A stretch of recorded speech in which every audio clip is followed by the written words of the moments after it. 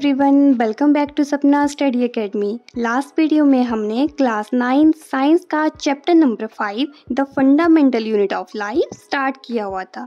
तो आज हम रेस्ट पार्ट को कवर करेंगे। जितने भी आपके सेल हैं उनके हम पार्ट्स को आज हम डिस्कस करेंगे।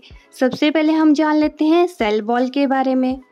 ये वाली जो आपको लाइन दिख रही है इसे हम क्या कहेंगे, सेल बॉल। अभी आप देखेंगे कि ये जो हमें सेल बॉल मिली है ये पूरी की पूरी इस वजह से क्या दे रही है, सेल को सपोर्ट दे रही है। सेल बॉल है प्रेजेंट होती है प्लांट सेल में और बहुत से बैक्टीरिया में। ये सपोर्ट करती है और रिजिडिटी प्रोवाइड करती है सेल को। किससे बनी होती है सेल बॉल? सेलुलोज से। सेकेंड है न्यूक्लियस। तो न्यूक्लियस को हम कहते हैं ब्रेन ऑफ सेल। जितनी भी एक्टिविटीज होती हैं सेल की ये सब कौन कंट्रोल करता है? न्यूक्लियस। इसकी डबल लेयर कवरिंग होती है जिसे हम कहते हैं न्यूक्लियर मेम्ब्रेन या फिर एनवलप। आप यहाँ पे देखेंगे डबल लेयर कवरिंग है, इसे हमने क्या नाम दिया है? Nuclear membrane. और इसके अंदर हमें दिखने को मिलते हैं क्रोमोसोम्स। क्रोमोसोम्स क्या होते हैं? जितना भी आपका इनहेरिटेंस होता है, हेरिडिटी जो फैक्टर रहता है किसके ऊपर डिपेंड करता है? क्रोमोसोम्स के ऊपर डिपेंड करता है। और किससे बने होते हैं क्रोमोसोम्स? डीएनए से और प्रोटीन से। थर्ड है साइटोप्लाज्म। तो ये एक जेली लाइक स्ट्रक्चर होता है। जितने भी ऑर्गेनेल्स होते हैं वो इसी में फ्लोट करते हैं। अगर जो ऑर्गेनेल्स हैं उन्होंने किसी भी तरह का कोई मटेरियल अगर आपस में एक्सचेंज करना है तो वो थ्रू होता है साइटोप्लाज्म के।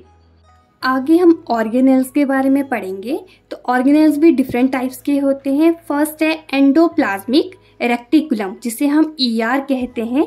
तो ये एकदम से नेटवर्क लाइक स्ट्रक्चर इनका रहता है। जैसे आप यहाँ पे देखेंगे एकदम हमें नेटवर्क टाइप इनका स्ट्रक्चर लग रहा है जो कंसिस्ट करते हैं मेम्ब्रेन बाउंड ट्यूब्स और शीट्स। ईआर टू टाइप्स के होते हैं, एक है रफ और सेकंड है स्मूथ।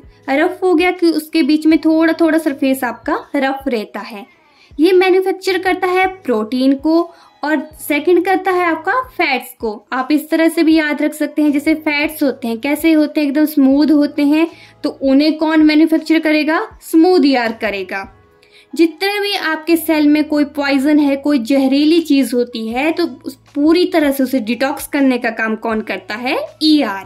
सेकंड आता है गोल्गी अपरेटस। तो इसका मेन काम होता है पैकेजिंग का। ये कंटेन करता है वेसिकल्स को जो अरेंज होते हैं पैरेलल स्टॉक्स में। जितना भी आपका मटेरियल जो ईआर ने बनाया होता है उसे वो डिफरेंट पार्ट्स ऑफ सेल में सप्लाई करता है।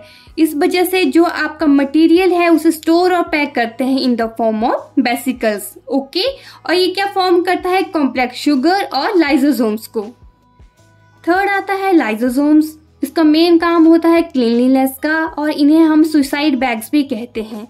जितनी भी सेल के अंदर गंदगी होती है उन्हें कौन क्लियर करता है? लाइसोसोम्स।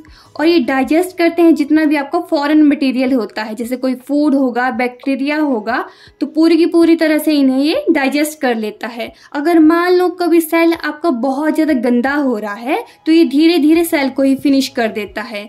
इस वजह से इसे नाम दिया गया है सुसाइड बैग्स का। नेक्स्ट है माइटोकॉन्ड्रिया। इसे हम कहते हैं पावर हाउस ऑफ सेल। जितनी भी आपकी केमिकल एक्टिविटीज होती हैं उनके लिए प्रोवाइड करता है energy in the form of ATP, adenosine triphosphate. इसकी दो मेम्ब्रेन कवरिंग होती है। जो बाहर वाली है वो पोरस होगी और जो इनर वाली है वो होती है डीपली फोल्ड। एक के ऊपर एक फोल्ड उसमें रहता है। ये अपना खुद का प्रोटीन बनाता है। ये है प्लास्टिड्स। जब हमने एनिमल सेल और प्लांट सेल के बीच में डिफ्रेंशिएट किया था तो हमने देखा था प्लास्टिड किस में पाए जाते हैं? प्लांट सेल में। 3 टाइप्स के ये रहते हैं, क्लोरोप्लास्ट, लिकोप्लास्ट और क्रोमोप्लास्ट। क्लोरोप्लास्ट मीन्स किससे बना है? क्लोरोफिल से। कौन सा कलर होगा? ग्रीन कलर होगा। लिकोप्लास्ट या तो व्हाइट कलर होगा या फिर कोई कलर ही नहीं होगा। क्रोमो मीन्स कलरफुल होगा। काफी कलरफुल इसके हमें देखने को मिलते हैं। आगे आता है वैक्यूल्स। जो लास्ट ऑर्गेनेल है इसका मेन काम होता है स्टोरेज का। जो वैक्यूल्स होते हैं मेनली प्रेजेंट होते हैं प्लांट सेल में। अगर एनिमल सेल में होंगे भी तो बहुत छोटे छोटे साइज में इनका वहाँ पे रहता है। प्लांट सेल में इनका साइज इतना बड़ा होता है कि जो 50 to 90% स्पेस है यही ऑक्यूपाई करते हैं। इस वजह से ये सेल को रिजिडिटी भी प्रोवाइड करते हैं और जितने भी सब्सटेंसेस हैं like sugar, protein, amino acid, ये सारे के सारे वैक्यूल्स में ही स्टोर होते हैं। तो जो आपकी बुक में डायग्राम दी हुई है प्लांट सेल और एनिमल सेल में, उसमें सारे के सारे टर्म्स वहाँ पे हमें दिखने को मिलेगी। जैसे हमने क्लोरोप्लास्ट पढ़ा, ये वाला आपका क्लोरोप्लास्ट है। माइटोकॉन्ड्रिया क्या होता है, ये वाला जो आपको डायग्राम यहाँ पे दिख रही है इसे हम क्या कहेंगे, माइटोकॉन्ड्रिया। और क्या हमने पढ़ा था, गोल्गी अपरेटस पढ़ा था, ये वाले आपके दिखेंगे कैसे है, पैरेलल हैं एक दूसरे के, तो इन्हें हम क्या बोलते हैं, गोल्गी अपरेटस बोलते हैं।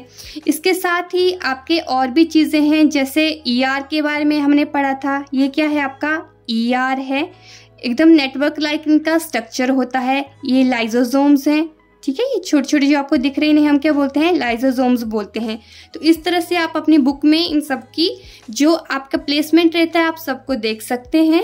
ये वाला चैप्टर भी हमारा अभी फिनिश होता है। आई होप आपको पूरी तरह से ये चैप्टर क्लियर हो गया हो। अगर फिर भी आपका कोई डाउट रहता है तो कमेंट कीजिए। अगर कोई आप सजेशन देना चाहते हैं तो वो भी आप कमेंट में बता सकते हैं। मिलते हैं नेक्स्ट चैप्टर के साथ नेक्स्ट वीडियो में। तब तक के लिए thank you and please do like, share and subscribe to my YouTube channel. Thank you.